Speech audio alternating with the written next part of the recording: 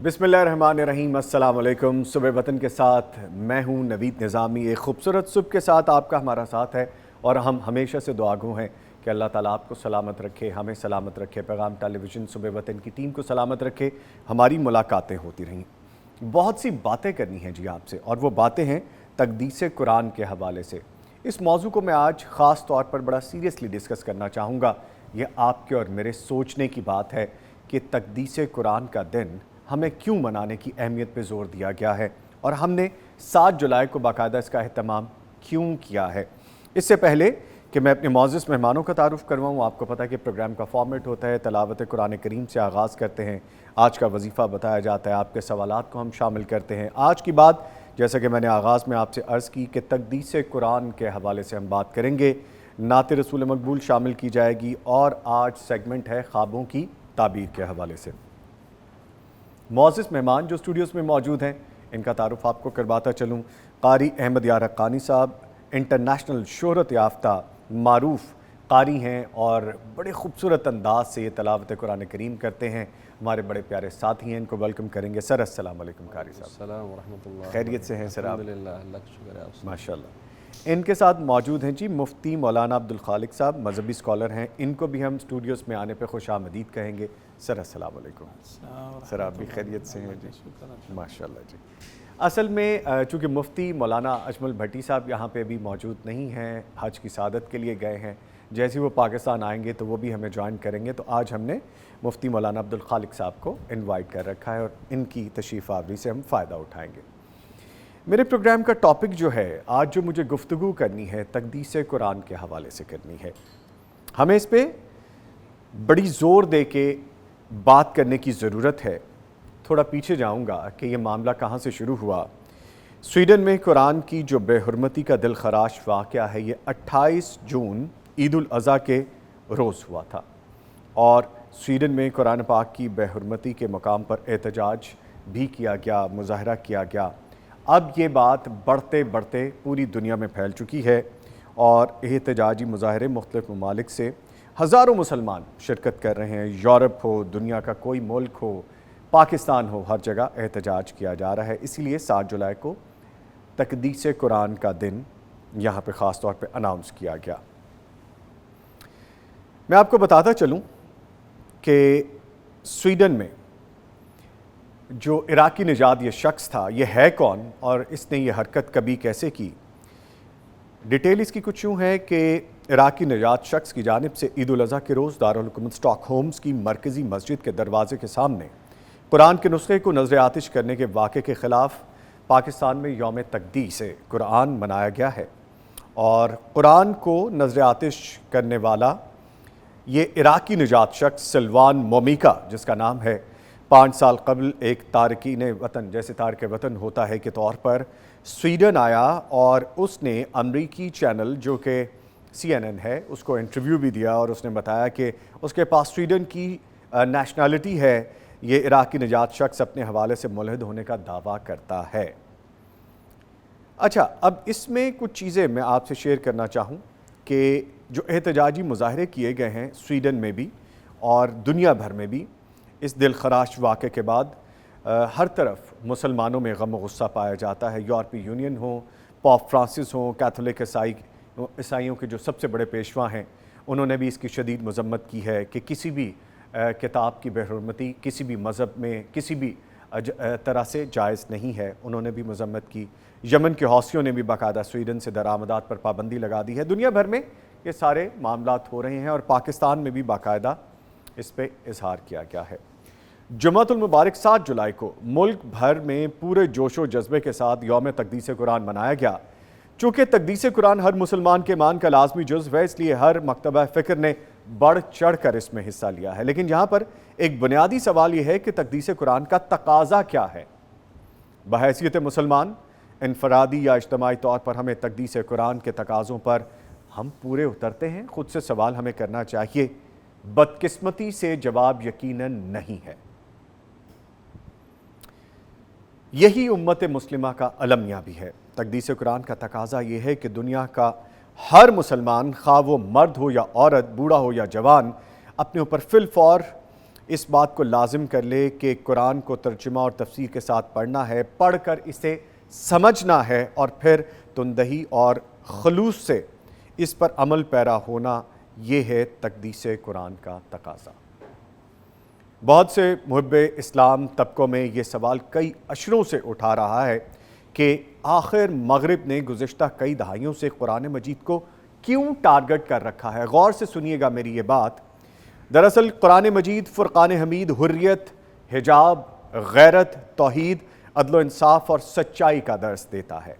جب دنیا بھر کے مسلمانوں کو قرآن کے ذریعے حریت اور غیرت ایمان کا پیغام پہنچتا ہے تو اس کا صاف مطلب یہ ہے کہ دین اسلام قرآن و سنت کا غلبہ، جس سے اہل مغرب اور دجالی قوتوں پر لرزہ طاری ہو جاتا ہے۔ اگر اس پہلو کا اسٹریٹجک ڈیپتھ سے جائزہ لیا جائے تو یہ حقیقت روز روشن کی طرح عیاں ہو جاتی ہے کہ اسلاموفوبیا بھی اس کا تسلسل ہے۔ یہی وجہ ہے کہ اہل مغرب اور دجالی قوتوں نے کئی دہائیوں سے قرآن مجید کو ہدف بنا رکھا ہے تاکہ مسلمانوں کے اندر سے حمیت اور غیرت ایمانی کے جذبوں کو ختم کیا جا سکے، جو دین اسلام قرآن سنت کے غلبے کا سبب بنتا ہے۔ افسوس، آج کا مسلمان قرآن و سنت کو پس پشت ڈال کر دین کے نام پر مختلف خرافات کا شدید شکار ہو چکا ہے، جس کا نتیجہ آج وہ ذلت و رسوائی کی اتھاہ گہرائیوں میں ہم دھستے چلے جا رہے ہیں، حتیٰ کہ دشمنان اسلام سے نہ ان کا دین، نہ ان کی کتاب مقدس اور نہ ہی ان کے نبی پاک کی مطہرہ شخصیات محفوظ رہی ہیں۔ یہ تمام صورتحال امت مسلمہ پر اللہ کے عذاب کی ایک شکل بھی ہے، جبکہ دوسری جانب ایسے اندوناک واقعات پر احتجاج کرنا، مذمت کرنا روز کا وتیرہ بن چکا ہے، جو امت کی بدترین بے بسی و لاچارگی اور ذہنی غلامی کی عکاسی کرتا ہے۔ میں یہاں پہ کہنا چاہوں گا کہ اے امت مسلمہ، کیا ہم یہ سوچتے ہیں کہ جب ہم دین اسلام کی بات کرتے ہیں، قرآن و سنت کی بات کرتے ہیں تو پریکٹیکلی ہم کیا کرتے ہیں؟ اپنے ہی بھائی کا حصہ غصب کرنا، اس کا حق مارنا، اس کا گلا کاٹنا، کرپشن کرنا، بدعنوانی کرنا، یہ سب چیزیں ہم کھلے عام کرتے ہیں۔ پھر ہم قرآن و سنت پر کہاں عمل پیرا ہیں؟ مذمت کرنی ہے تو اپنے افعال کی مذمت ہمیں کرنی چاہیے، اپنے کردار کی مذمت ہمیں کرنی چاہیے۔ ہمارے نبی مکرم صلی اللہ علیہ وآلہ وسلم کا اسوہ حسنہ ہمارے سامنے ہے، ہمیں اس پہ عمل پیرا ہونا چاہیے۔ جو امت اپنے نبی اور نبی پر نازل ہونے والی کتاب مقدس اور نبی کے رب کی توہین پر محض احتجاج اور مذمت کرتی ہے، یہاں تک محدود رہتی ہے، ایسی امت کی تذلیل پر نہ تو مذمت کی جاتی ہے اور نہ ہی ان کی تباہی پر یا بربادی پر کوئی آنکھ آنسو بہاتی ہے۔ کہنے کو میں بہت کچھ کہہ سکتا ہوں، لیکن یہاں پہ غم و غصے کی سی کیفیت ہے کہ ہمیں عملی طور پر آگے ہونا ہوگا۔ مجاہد اسلام نبی مکرم صلی اللہ علیہ وآلہ وسلم نے بھرپور اس کا اظہار کیا ہے کہ جہاں پہ اللہ کا نام آئے، جہاں پہ کتاب کا نام آئے، جہاں دین کا نام آئے، وہاں پہ پھر کوئی کمپرومائز نہیں ہے۔ انہوں نے اپنی شخصیت پہ تو ضرور کمپرومائز کیا ہے، لیکن ان چیزوں پہ کبھی کمپرومائز نہیں کیا۔ ہمیں تو ان کی شخصیت پہ بھی کمپرومائز نہیں کرنا، ہمیں تو دین کتاب، دین الہی پہ بھی کمپرومائز نہیں کرنا۔ یہ سوال میں چھوڑے جا رہا ہوں، اس کو سوچنا چاہیے ہمیں اور اپنے آپ کو قرآن و سنت کے مطابق پابند کرنا چاہیے۔ عملی طور پہ مذمتوں سے کام نہیں چلنے والا، یہ مرمتوں والا کام ہے، یہ عملی طور پہ کرنے والا کام ہے۔ پروگرام کو آگے لے کے چلوں گا۔ قاری احمد جان حقانی صاحب، سر آپ سے گزارش کروں گا تلاوت قرآن کریم سے ہمیں فیضیاب کیجئے، پھر آگے بڑھتے ہیں۔ اعوذ باللہ من الشیطان الرجیم۔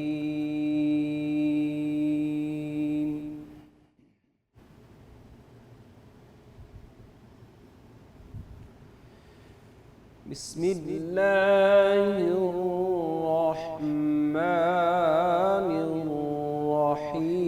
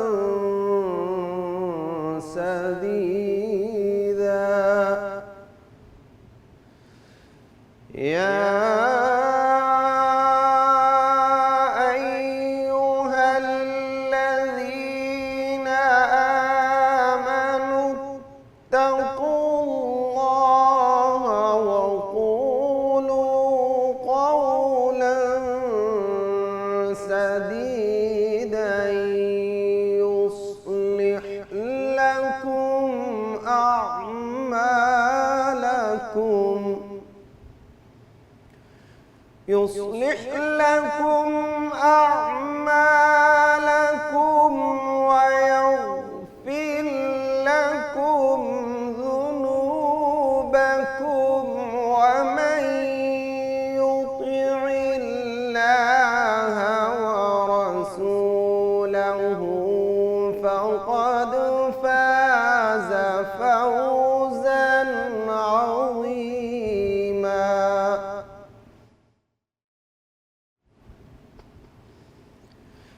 إنا عرضنا الأمانة على السماوات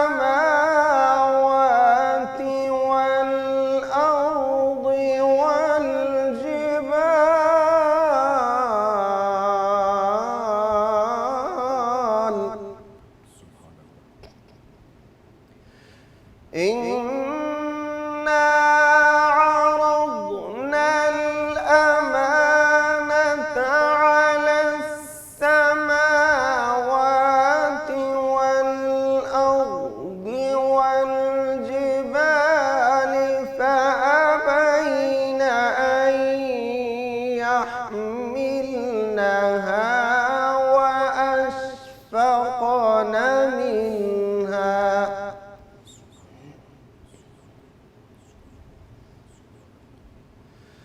فأبين أن يحملنها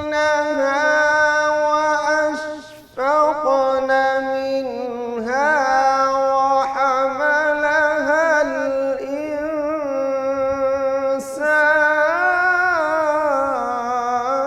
الإنسان إنه كان ظلوما جهولا. ليعذب الله المنافقين والمنافقات والمشركين والمشركات ويتوب الله على المؤمنين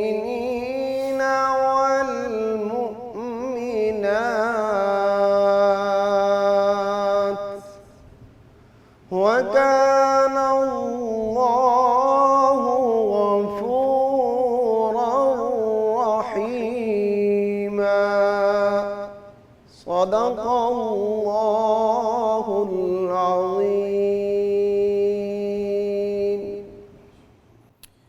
माशाल्लाह सुभान अल्लाह जज़ाकल्लाह कारी साहब, अल्लाह ताला आपको जज़ाए खैर अता फ़रमाए। कारी साहब, आपसे गुजारिश ये है कि जो आयात आपने भी तलावत फरमाई हैं इसका ख़ुलासा ज़रा उर्दू में बयान कर दीजिए, समझना ज़रा हमारे लिए बेहतर हो जाएगा। इसमें अल्लाह ताला ने ईमान वालों को मुखातिब किया है और अल्लाह ताला ने फरमाया है कि ईमान वालों सच्ची और सीधी बात किया करो। सच्ची और सीधी बात करने के फ़वाइद आगे ज़िक्र किए गए हैं कि तुम्हारे आमाल जो हैं अल्लाह ताला उनकी दुरुस्तगी फरमाएगा और तुम्हारे गुनाहों को अल्लाह ताला मुआफ़ फरमा देगा। और इसके बाद अल्लाह ताला ने फरमाया है कि ये कुरान जो है जब इसके नाज़िल करने की बारी आई तो सब ने कहा कि नहीं, तो इंसान ने इसका बोझ उठाने के लिए तैयार हो गया। तो इंसान जो है वो नादान है, उसको पता नहीं कि इसमें क्या क्या है। जैसे अभी हमारे लोग जो हैं इसको समझते नहीं हैं, इस पर अमल नहीं करते, तो बहुत नादान कहा गया इंसान को इस मामले में। और आगे अल्लाह ताला ने फरमाया है कि अल्लाह ताला जो है मुशरिकों को और जो तौबा कर लेते हैं मरने से पहले, अल्लाह ताला उनकी तौबा कबूल करके अल्लाह चाहे तो हर एक को माफ़ कर सकता है। माशाल्लाह माशाल्लाह। देखिए जी, कुरान का ख़ासा ये है कि जब आप इसको पढ़ते हैं या इसको सुनते हैं और अगर आप इसको समझना शुरू कर दें तो फिर ज़िंदगी आसान और गुजारने के असल तरीके भी हमें पता चल जाते हैं। तो हमें यकीनन ये अपने आप से ही वादा करना चाहिए, चाहे एक आयत ही सही, एक सूरत ही सही, हम डेली इनको समझना शुरू करें, इनको पढ़ना शुरू करें, इनको सीखना शुरू करें, उस पर अमल करना शुरू करें। करके तो देखें, फिर आप मुझे बताइएगा कि आपकी ज़िंदगी में क्या चीज़ मिसिंग थी। प्रोग्राम को आगे लेके चलते हैं। मुफ्ती साहब आपकी तरफ आते हैं। बड़ी देर से आप हमारी गुफ्तगू भी सुन रहे हैं, तिलावत कुरान करीम भी अभी आपने सुनी। تو سر ہمیں چونکہ سوال بہت زیادہ اکٹھے ہو چکے ہیں تو ہم کوشش کریں گے زیادہ سے زیادہ سوالات شامل کر سکیں. تو آپ ریڈی ہیں جی جواب دیں گے؟ پھر بسم اللہ کرتے ہیں جی. پہلا سوال ہے کہ ایک بیوہ عورت نے دوسری شادی کر لی ہے. اب اگر وہ اپنے سابقہ مرحوم شوہر کی مغفرت کے لیے دعا کرتی ہے تو کیا یہ دوسرے شوہر سے خیانت سمجھی جائے گی؟ براہ کرم رہنمائی فرمائیے. جی بسم اللہ والصلاۃ والسلام علی رسول اللہ. ایک تو آپس میں تعلق ہے میاں بیوی ہونے کا، زوجین کا. یقیناً یہ جو تعلق ہے اس کا خاص تقاضا ہے. جی یہ اس خاص تقاضے کو تو مجروح نہیں کر رہی. حقیقت میں یہاں جو دعا ہے یہ عمومی مسلمان اس کی طرف ان کو بلایا گیا ہے، دعوت دی گئی ہے، اور بلکہ یہ ایمان کی نشانی ہے. جی خالص جو اہل ایمان ہے اپنے سے سابقہ جو اہل ایمان کے لیے دعائیں مغفرت کرتے ہیں. تو اس بنیاد پر یہ چونکہ ایک مسلمان خاتون ہے اور اس میں کوئی فرق نہیں ہے کہ خواہ اس کا سابقہ شوہر ہے یا کوئی اور شخص ہے، تو اس کے حق میں دعائیں مغفرت مانگی جا سکتی ہے. اللہ سبحانہ و تعالیٰ نے قرآن مجید کے اندر، یہ سورہ حشر ہے، آیت نمبر 10 ہے، اس میں اہل ایمان کا جو اپنے سابقین جو سینئر لوگ ہیں فوت ہو چکے ہیں ان کے بارے میں دعائیں مغفرت کا ذکر فرمایا ہے. والذین جاءوا من بعدهم یقولون ربنا اغفر لنا ولاخواننا الذین سبقونا بالایمان، کہ وہ جو سابقین اولین صحابہ اکرام مہاجرین و انصار کے بعد اور پھر جو اس دور کے ہیں یا تا قیامت آنے والے مسلمان ہیں، وہ اپنے ان مسلمان بھائیوں کے حق میں لوگوں کے لیے دعا کرتے ہیں. اور وہ الفاظ بھی اللہ نے نقل فرمایا والذین جاءوا من بعدهم، جو ان کے بعد آئے ان کا حق میں دعا گو ہیں ربنا اغفر لنا ولاخواننا الذین سبقونا بالایمان، اللہ جو ہم سے پہلے ایمان میں سبقت لے گئے ان کی مغفرت فرما. تو اس عموم کے تحت یہ خاتون جو ہے چونکہ ایک مدت یا ایک وقت تک تعلق رہا ہے تو اس کے حق میں اگر دعائیں مغفرت کرتی ہے تو کیا حرج ہے، ایمان کا تقاضا ہے. اب اپنے شوہر کے حق میں نہیں کرتی، کسی اور شخص کے حق میں کرتی ہے جو کہ اس کے لیے محرم بھی نہیں ہے، شوہر نہیں ہے اور محرم بھی نہیں ہے، تو کیا اس کے حق میں دعائیں مغفرت کرنا ناجائز ہوگا؟ کوئی بھی مسلمان یہ نہیں کہے گا. تو جیسے کسی تھرڈ پرسن کے لیے اور شوہر کے علاوہ کسی بھی شخص کے لیے دعائیں مغفرت کرنا جائز ہے، تو صاحب کا شوہر کے حق میں کیوں یہ ناجائز ہو جائے گی؟ تو یہ اس کی خیانت نہیں ہے. خیانت تب ہوگی جب وہ میاں بیوی سے متعلقہ امور میں سے کسی چیز کی خیانت کرے گی. ٹھیک. تو یہ خیانت تو نہیں، دعائیں مغفرت ہے، جس کی تخصیص جو ہے نا وہ کسی بھی فرض سے نہیں ہے، ایمان کا تقاضا ہے. اچھا، اس میں مفتی صاحب دو چیزیں ہیں، کیونکہ سوال ہے تو ہم اس کو کھول کے ڈسکس کر لیتے ہیں، ہو سکتا ہے ہماری اس بہن کے لیے آسانی ہو جائے. ایک تو آپ نے جیسے فرمایا کہ جیسے ہم دعا میں کہتے ہیں کہ اے پروردگار، دنیا جب سے بنی آج تک اور آج سے لے کے جب تک دنیا قائم رہے گی، جتنے بھی مسلمان اس دنیا سے آئے اور چلے گئے، سب کے لیے ہم دعائیں مغفرت کرتے ہیں. ایک تو یہ پہلو ہے. دوسرا، ہماری اس بہن کو شاید یہ ڈر لگ رہا ہے ان کے دل میں کہیں، یہ جیسے آپ نے کہا کہ خیانت کا شائبہ، تو وہ کوئی خیانت والا معاملہ نہیں ہے، کیونکہ ان کی انٹینشنز، ان کا ارادہ کچھ ایسا اگر نہیں ہے، کیونکہ وہ ایک شخص جو اس دنیا سے جا چکا، جیسے ہم نے کہا کہ دعا کر سکتے ہیں، تو صرف یہی معاملہ ہے، پریشان ہونے کی ضرورت نہیں. اس میں کوئی اس قسم کا جو ہے نا پریشانی والا مسئلہ نہیں ہے. دینی اور شرعی طور پر اس کے ذہن میں یہ خیال آئے کہ میں اپنے اس شوہر کی خیانت یا اس کے ساتھ یعنی بددیانتی کر رہی ہوں، تو عذر شریعت ایسی کوئی بات نہیں ہے. ٹھیک ہے، ٹھیک ہے.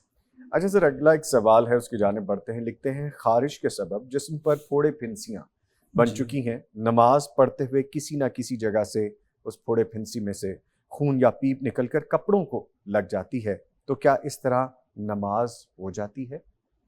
یقیناً نماز ہو جاتی ہے، اور اگر اس نے وضو کیا ہے تو اس کا وضو بھی برقرار رہتا ہے. اور عموماً جب یہ مچھر کا موسم ہوتا ہے تو جب ہم اٹھتے ہیں تو داغ دبے، خون وغیرہ کے نشانات ہوتے ہیں.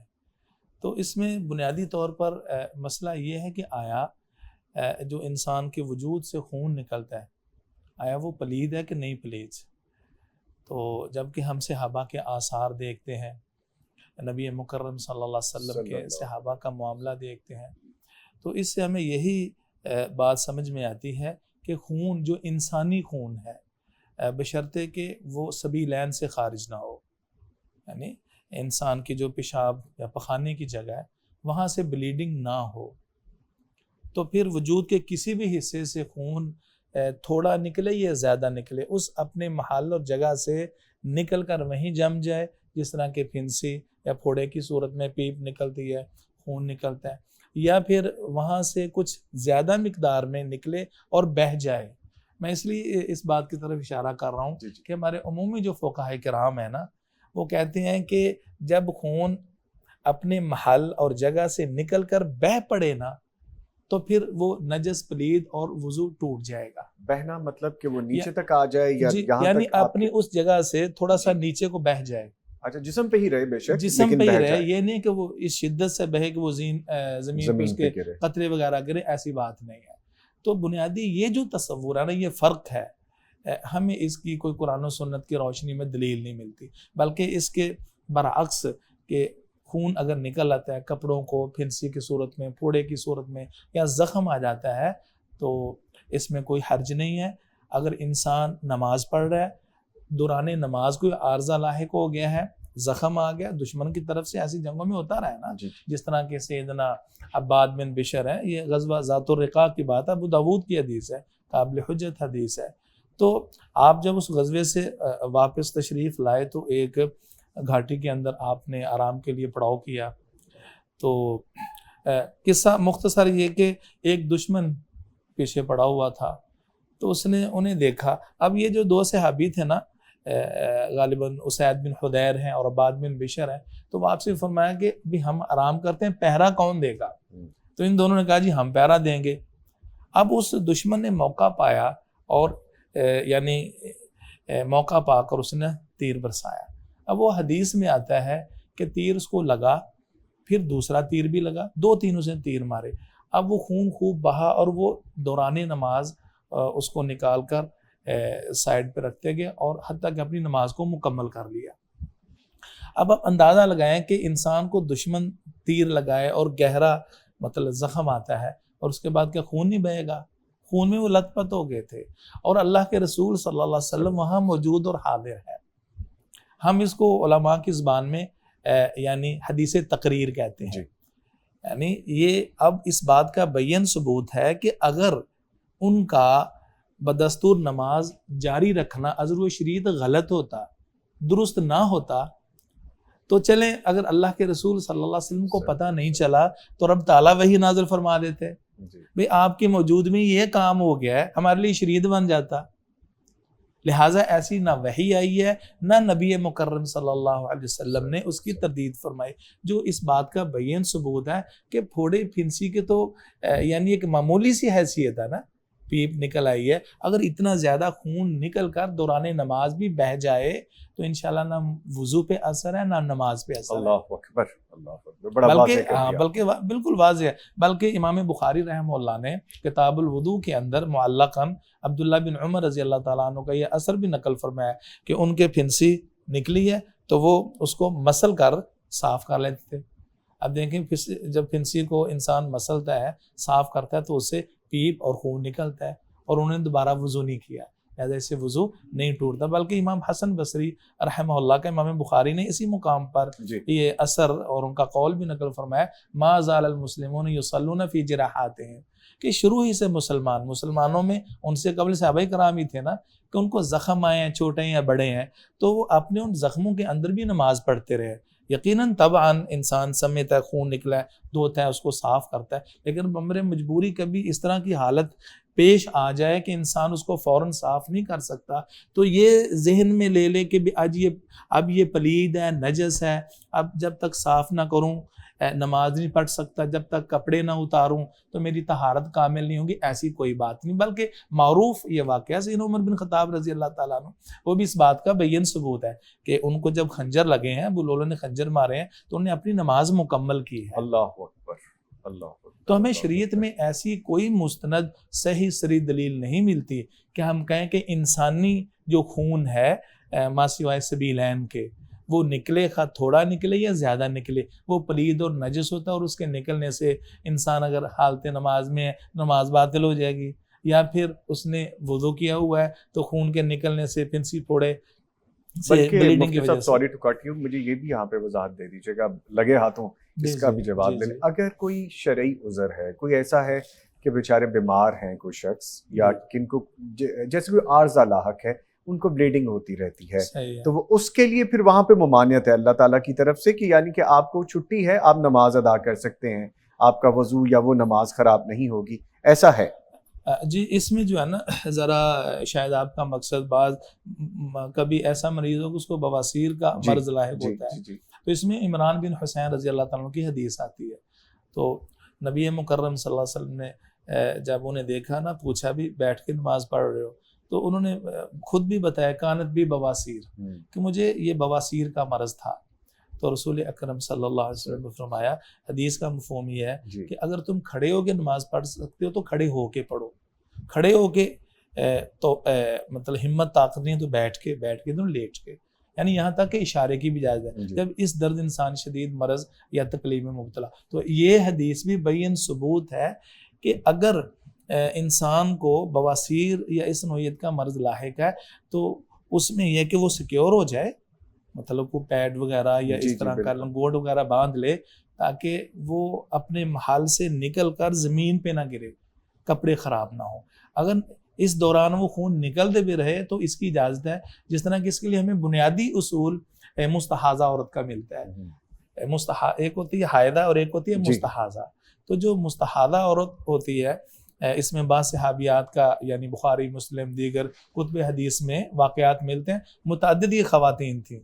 تو آپ نے نماز چھوڑنے کا نہیں کہا کہ بھی اس کنڈیشن میں ایام حیض میں تم نماز نہیں پڑھ سکتی، ترک کرنی ہے تو ایام استحاضہ میں بھی چھوڑ دو، نہیں، بلکہ اس کے لیے کیا ہے کہ وہ اپنا اچھی طرح محفوظ ہو جائے اور اس کے بعد وہ اپنا ہر نماز کے بعد وضو کرے اور اپنی نماز مکمل کرے اگر دوران نماز خون بھی نکلتا رہے. ٹھیک ہے لیں سر، اس کو بڑا ڈیٹیل سے ہم نے ڈسکس کر لیا. اگلا سوال ہے، لکھتے ہیں کہ جب میں نماز پڑھتا ہوں تو میں جیسے ہی عربی پڑھتا ہوں تو میرے ذہن میں اس کا ترجمہ بھی آ جاتا ہے. ترجمے سے مجھے دلی سکون تو ملتا ہے لیکن دماغ کو اطمینان نہیں ملتا، میں کیا کروں؟ سبحان اللہ، یعنی عجیب بات ہے.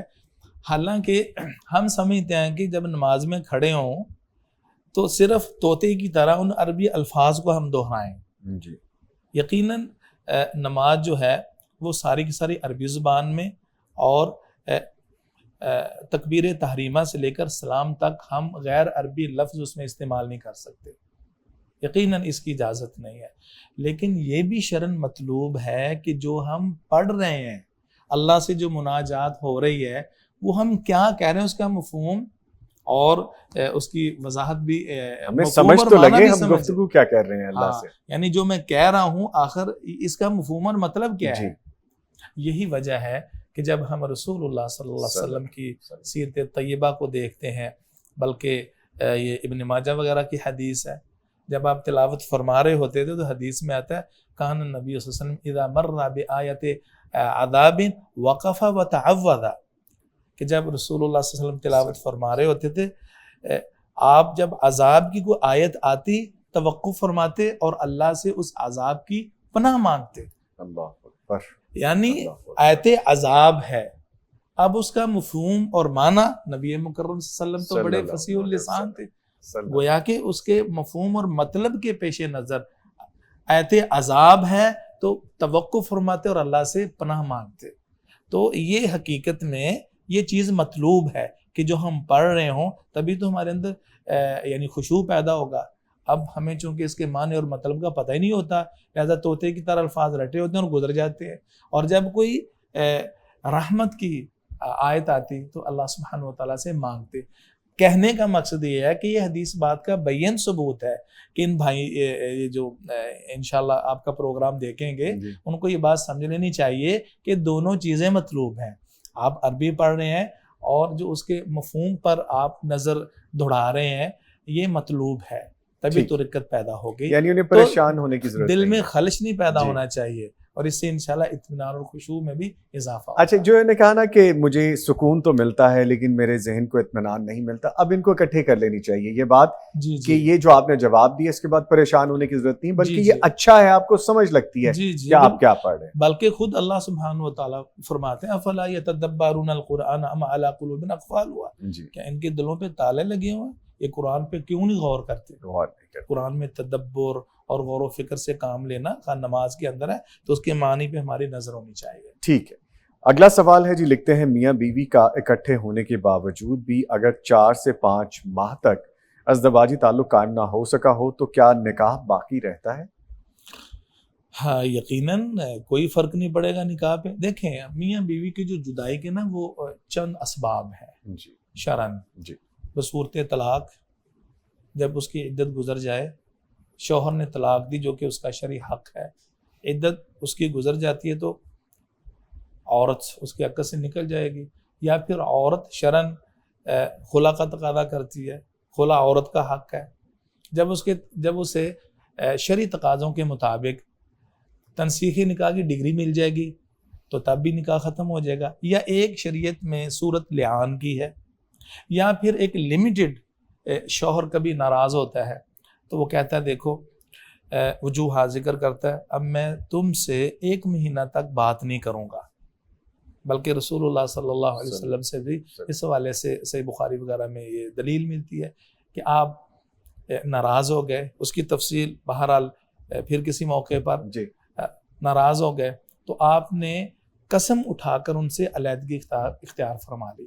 اس کو شرعی اصطلاح میں ایلا کہتے ہیں، یعنی انسان حلفاً کہہ دے کہ میں مدت کا تعین کر کے اتنے دنوں اتنے مہینوں تک، 4 مہینوں سے زیادہ نہیں، اتنے گھنٹوں تک گفتگو نہیں کروں گا، تو پھر تو یہ جائز ہے۔ لیکن اگر بارز اور رغبت یا پھر آپ سمجھے کہ ناراضی بھی ہو گئی ہے لیکن ان اسباب میں سے کوئی سبب نہیں ہے، نہ طلاق نہ خلا کا، تو میں کہتا ہوں سال ہر سال تک بھی آپس میں گفتگو نہ کریں تو خود بخود آٹومیٹکلی نکاح ختم نہیں ہوگا۔ دیکھیں کبھی بعض وجوہات کی وجہ سے بھی دونوں ایک دوسرے سے لگ رہتے ہیں نا، عورت شدید مرض کے سے مبتلا ہو گئی ہے، بعض عورتیں سرطان کے مرض میں مبتلا ہو جاتی ہیں، یا اس طرح شوہر بستر مرض پہ ہوتا ہے، وہ 6-4 مہینے، سال 2-3، تو اب حالانکہ زوجین کا آپس میں تعلق تو نہیں ہے ازدواجی، وہ تعلق نہیں ہے تو کیا کوئی کہتا ہے مفتی صاحب کہ نکاح ختم ہو گیا؟ جی ایسا اس سے نکاح پہ کوئی اثر نہیں پڑتا۔ ٹھیک ہے سر، وقت کا میں ایک اور کوسچن فوری طور پہ میں شامل کرنا چاہوں گا۔ جی جی مسجد بھی پاس ہے لیکن جہاں میری ڈیوٹی ہے وہ جگہ چھوڑ کر مسجد میں نماز باجماعت ادا کرنے کے لیے نہیں جا سکتا، کیا میں وہاں نماز پڑھ سکتا ہوں؟ دیکھیں جی اس کی بلا عذر شرعی اجازت نہیں ہے، بخاری مسلم کی احادیث ہیں جی اس طرح، بلکہ اللہ سبحانہ و تعالیٰ نے قرآن مجید میں ورقہ و مراکعین باجماعت کی اہمیت کو اجاگر کیا ہے۔ تو اگرچہ اس میں فقہاء اور علماء کا اختلاف ہے نماز باجماعت کا، جی بعض اس کو صرف سنت موقدہ کہتے ہیں، لیکن قوی اس میں دلائل پہ نظر دوڑائیں تو یہی ہے کہ ہر عاقل بالغ مرد پر نماز باجماعت پڑھنا یہ فرض ہے، الا کہ اگر کوئی عذر شرعی ہو۔ نبی مکرم صلی اللہ علیہ وسلم سے سنن ابی داود کی حدیث ہے من سمع النداء فلم یأت فلا صلاۃ الا من عذر، کہ جو شخص اذان سنتا ہے پھر کوئی عذر بھی نہیں ہے اور مسجد میں باجماعت نماز کے لیے نہیں آتا، اس کی نماز مکمل نہیں ہے، گویا کہ ترک جماعت کی وجہ سے وہ گناہ گار ہے۔ اب اگر وہ چاہتا ہے، جہاں ملازم ہے نا لیکن اس کو پرمیشن نہیں ہے، اجازت نہیں ہے، ابھی تم نے ادھر ہی پڑھنی ہے، پھر انشاءاللہ وہ غیر مکلف ہے، وہ مالک گناہ گار ہوگا۔ تو جو افیسر حضرات ہیں یا اداروں کے ذمہ داران ہیں، نماز کے لیے انہیں باجماعت یعنی اجازت دینی چاہیے، اہتمام تو کرنا یہ چاہیے ضروری ہے۔ باقاعدہ۔ اگر کوئی عذر شرعی ہے جی وہ الگ ایک ٹاپک ہے، کون کون سے وہ عذر ہیں۔ اگر کوئی عذر نہیں ہے تو صرف ڈیوٹی کو بہانہ بنا کر مسجد میں عدم حاضری یہ درست نہیں ہے۔ اس میں 2 صورتیں، پہلی بات تو یہ کہ اجازت نہیں ہے کسی طور پہ، جی دوسری بات کہ اگر وہ مالک ہے جی جہاں پہ جاب کر رہے ہیں جی یا وہ جی کمپنی اجازت نہیں دیتی جی تو پھر وہ ان کے ذمہ گناہ ہے، جی یہ ادا کر سکتے جی ہیں وہاں جی پہ، پھر اس کو اجازت پھر ہے۔ اجازت۔ جی۔ سر اس کے ساتھ ہی بہت شکریہ ادا کروں گا، وقت ختم ہو گیا اس سیگمنٹ کا، میں بہت شکریہ ادا کروں گا قاری احمد یارکانی صاحب، سر آپ تشریف لائے، آپ کہنے کا شکریہ۔ آپ کے ساتھ موجود رہے مفتی مولانا عبدالخالق صاحب، سر آپ تشریف لائے، آپ کے بھی آنے کا بہت شکریہ۔ لیں جی پروگرام ابھی جاری ہے، ایک چھوٹے سے وقفے کے بعد ہم دوبارہ حاضر ہوں گے، ہمارے ساتھ رہیے گا۔ Ooh.